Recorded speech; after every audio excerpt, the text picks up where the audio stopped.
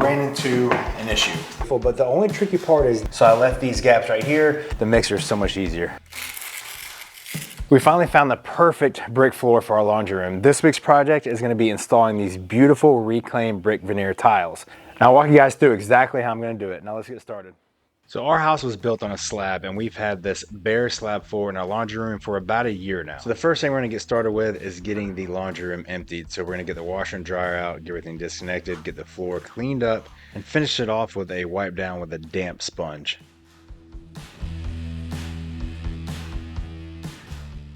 Now our prep work is done. Now it's time to start laying out our brick. Now these are gonna look beautiful, but the only tricky part is there is a lot of variation in these sizes. We're gonna lay them out to make sure our ends line up and we're not left with tiny little slivers to fill in gaps anywhere. We don't want that. Now because these are actual face cuts from real salvage brick, there is about a 1-inch variance in the length of most of these and about a 1/2-inch variance in the width.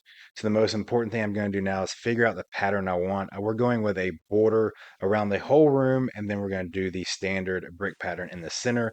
As you can see right here, these are the half bricks I'm going to leave open, and after we get the full bricks ran, we'll come back in later and cut those half bricks, fill those in. And I have some guide marks right here I put on the ground, and these pencil marks will actually allow me to stay on track, and I just measured from one side of the room to the other to get this distance correct.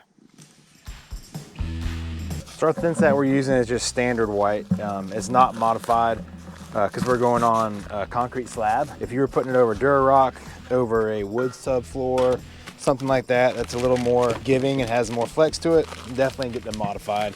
I usually only do like an 1/8 bucket at a time. Then we'll mix this up with some water, let it flash for about 10 minutes, and then it'll be ready to go. I'm using a 1/2-inch notch trowel to apply this thin set. The important thing here is when you apply your thin set on your floor, you want to make sure you get a good adhesion to it. So that's what they call burning the thin set in. You really want to scrape it a few times over and over on the concrete or the backer board before you start laying your tiles.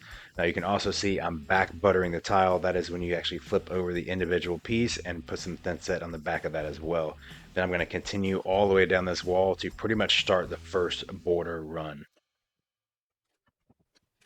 Once I get about 6 to 8 bricks laid, I'll use my level and squish them all down to the same height. This keeps everything level, and that is where the 1/2-inch notch trowel comes into play. It kind of gives me some variation or some room to be able to do that since these are varying thicknesses.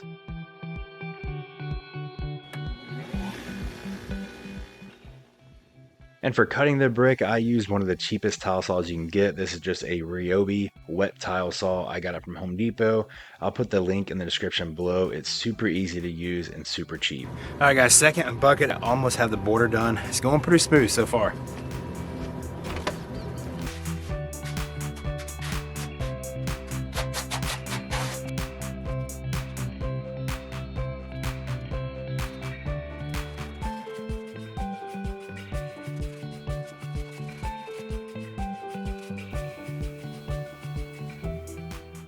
It worked out best to run about 4 rows of brick at a time, and because of varying in sizes, we had to do the grout joint by eye, and once we were all said and done, the grout joints came out to be around a 1/2 inch.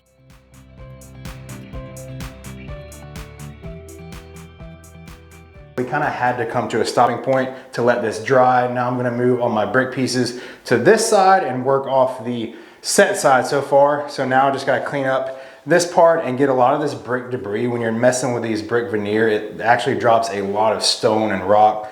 So I've been pushing all that to the unfinished side. I'm gonna get all that cleaned up so we have a nice surface to bond the rest of it, and we're about 1/4 of the way done. Hopefully today this will be finished.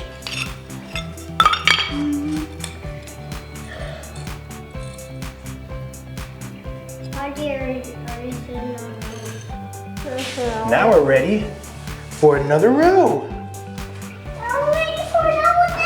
Whoa!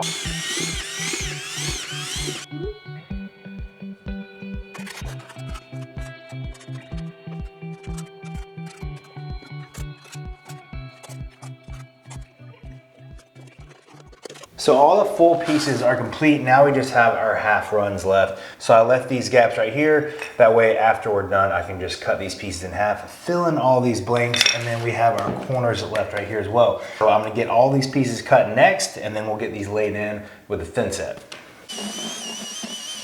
Another tip, spend the money and buy the mixer. When I first started tiling, I did this stuff by hand, mixed it by hand. Oh my God, it takes forever. The mixer is so much easier. All right, last batch.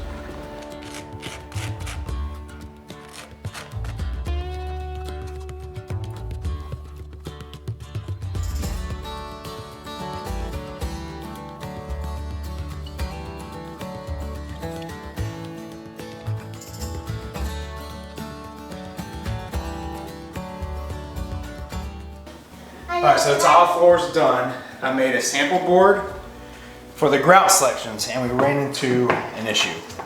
The grout that I originally used, I was going to use the full grout. I put it on the two separate colors, and the extra polymers and sealers that are in it stained the brick. So what we're going to have to do is go to this traditional sanded mortar. Okay. So you go with I that. like that color. Yeah, it'll dry up a little bit lighter.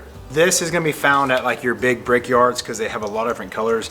Your box stores at Lowe's and Home Depot will not have this stuff. We're gonna do 1 part mortar, and we're just gonna do small batches at first because this does take a little time to lay out, and this stuff will dry up on you pretty soon. So that's 1 cup of mortar mix, and then we're gonna go about 2 to 3 parts of sand per batch.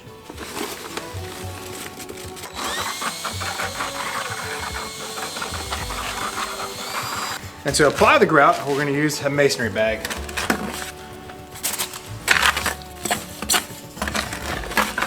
I gotta pick the worst trowel to do this with.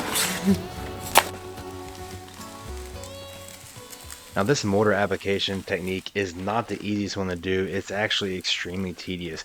But an issue we found with using these bricks, it's not like standard tile. You couldn't rub the grout all over the tile, rub it into the joints, and then clean the tile up later. These salvage bricks are actually pretty porous, so we did not want to stain them. So we did everything we could to kind of keep the mortar touching the brick face down to a minimum, and this technique worked perfect for that. And with a little broom finish to get some of the excess mortar out, the look that it left was exactly what we were going for.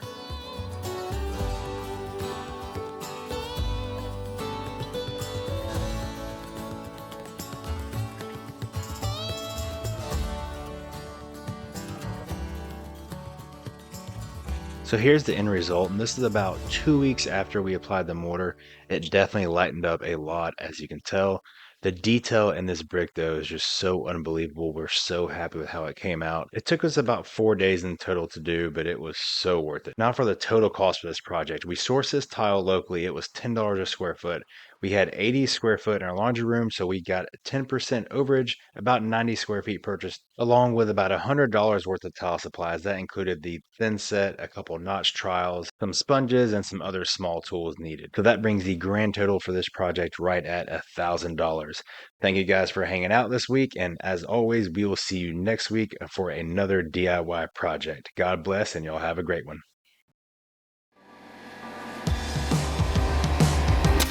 Welcome to the lab today. Are you good? Yep. All right. Good job.